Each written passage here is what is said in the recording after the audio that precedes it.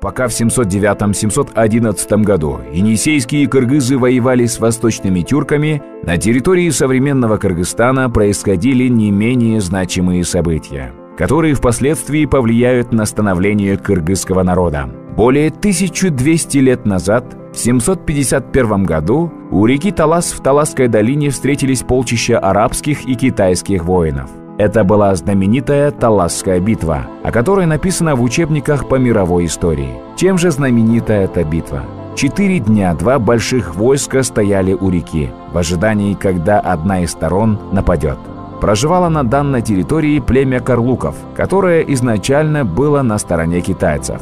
За 4 дня ожидания карлуки успели договориться с арабами и в финальный день атаковали китайцев с фланга.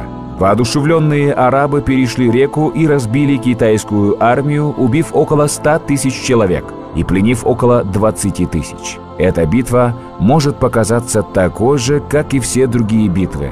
Одни победили, другие проиграли. Однако с политико-исторической точки зрения эта битва имела огромные последствия для всей Центральной Азии и кыргызского народа.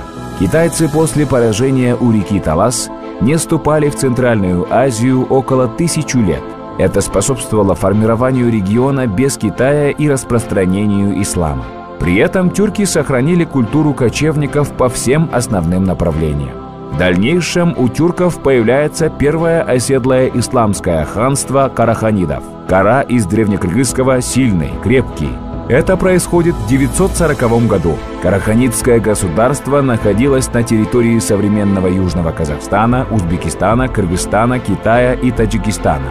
Столица была в Баласагуне, современный Токмок, а позднее в Узгене и Самарканде. Это первое тюркское государство, где официальной религией был ислам. Часть народа стала оседлой.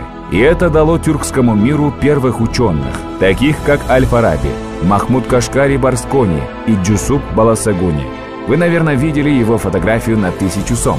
Ислам переселил тюркские народы в города, а с оседлым образом жизни появилась возможность не только гонять табуны лошадей и отары овец, охотиться и воевать, но и грызть гранит науки.